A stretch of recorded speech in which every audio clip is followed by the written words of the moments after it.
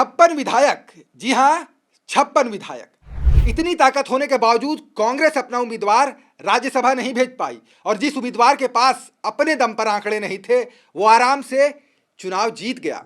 तो सवाल है, क्या झारखंड में फिर खेल हुआ है?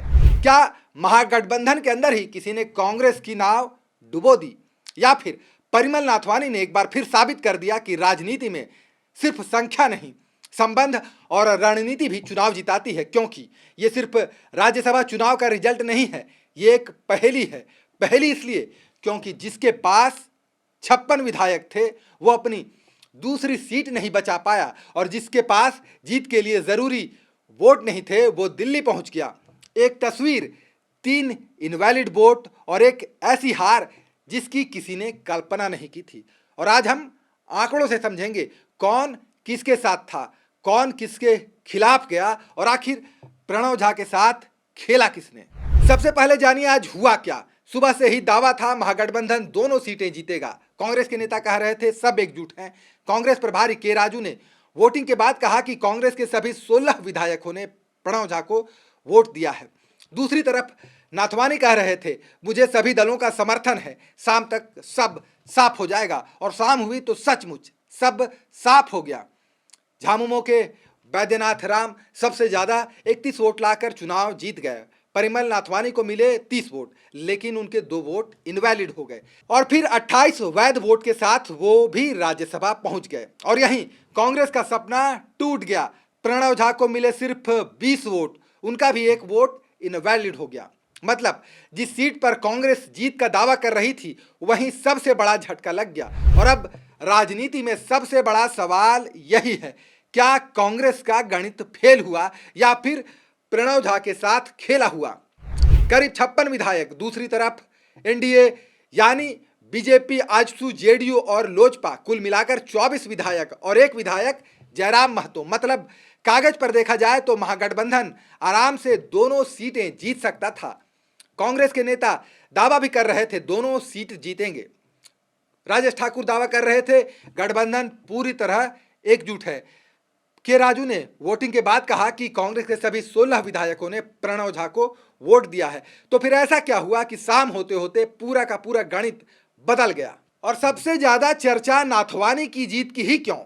क्योंकि परिमल नाथवानी सिर्फ उम्मीदवार नहीं है, वे झारखंड की राजनीति के सबसे दिलचस्प किरदारों में से एक हैं। 2008 पहली बार झारखंड से निर्दलीय चुनाव लड़ते हैं, जीत जाते हैं। 2014 फिर जीत जाते हैं। 2020 आंध्र प्रदेश से राज्यसभा पहुंचते हैं और अब 2026 में फिर से झारखंड लौट जाते हैं और चौथी बार राज्यसभा पहुंचते हैं। इस बार झारखंड में बीजेपी ने अपना उम्मीदवार नहीं उतारा, सीधे नाथवानी को समर्थन दिया। लेकिन सवाल यह है कि एनडीए के पास तो सिर्फ 24 विधायक थे, जीत के लिए चाहिए थे 28 वोट। फिर ये 4 अतिरिक्त वोट आए कहां से? क्या विपक्षी खेमे से आए या महागठबंधन में सेंध लगी या फिर किसी ने चुपचाप अपनी रणनीति बदल ली? और यही वजह है कि इस चुनाव में सबसे ज्यादा चर्चा नाथवानी के जीत की है। कांग्रेस नाराज है लेकिन चुप क्यों है, ये सबसे दिलचस्प हिस्सा है। कांग्रेस नाराज दिख रही है लेकिन खुलकर बोल नहीं रही। पूर्व प्रदेश अध्यक्ष राजेश ठाकुर से पूछा गया क्या जेएमएम ने धोखा दिया, क्या चुनाव में खेला हुआ? उन्होंने कहा पहले पूरी जानकारी लेंगे उसके बाद कुछ कहेंगे। यानी न उन्होंने जेएमएम का नाम लिया, न किसी विधायक पर आरोप लगाया, लेकिन उनकी चुप्पी भी बहुत कुछ कह रही है। क्योंकि अगर सब कुछ ठीक था तो प्रणव झा आखिर चुनाव हारे कैसे? और अगर सब कुछ ठीक नहीं था तो कांग्रेस खुलकर बोल क्यों नहीं रही? क्या गठबंधन बचाने की मजबूरी है या फिर अभी अंदर खाने जवाब तलाशे जा रहे हैं?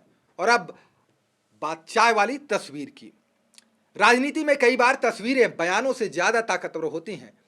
राज्यसभा चुनाव के दिन एक तस्वीर सामने आती है, मुख्यमंत्री हेमंत सोरेन बीजेपी विधायकों के साथ हंसते हुए चाय पीते नजर आते हैं। अब ये सामान्य राजनीतिक शिष्टाचार था या सिर्फ एक तस्वीर थी, ये अलग बहस हो सकती है। लेकिन अब उसी दिन कांग्रेस का उम्मीदवार चुनाव हार जाए और एनडीए समर्थित उम्मीदवार जीत जाए तो सवाल उठना तय है। सोशल मीडिया पर उस तस्वीर की खूब चर्चा हो रही है। लोग पूछ रहे हैं क्या ये सिर्फ चाय थी या फिर झारखंड की राजनीति में कुछ ऐसा पक रहा था जिसकी भनक कांग्रेस को भी नहीं लगी। तो कुल मिलाकर झारखंड राज्यसभा चुनाव सिर्फ 2 सांसद चुनने का चुनाव नहीं था। इस चुनाव ने महागठबंधन की एकजुटता पर सवाल खड़े कर दिए, कांग्रेस के दावे पर सवाल खड़े हो गए और परिमल नाथवानी की राजनीतिक ताकत को एक बार फिर साबित कर दिया। लेकिन सबसे बड़ा सवाल अब भी वही है, महागठबंधन के 56 विधायक थे, फिर प्रणव झा के साथ खेला किसने? क्या ये क्रॉस वोटिंग थी या फिर रणनीति थी, या झारखंड की राजनीति का कोई ऐसा अध्याय जो अभी खुलना बाकी है? आपको क्या लगता है? कमेंट में जरूर बताइए। चैनल को लाइक कीजिए, सब्सक्राइब कीजिए। नमस्कार। खबर का मतलब बवाल न्यूज, हमारे चैनल को सब्सक्राइब जरूर करें।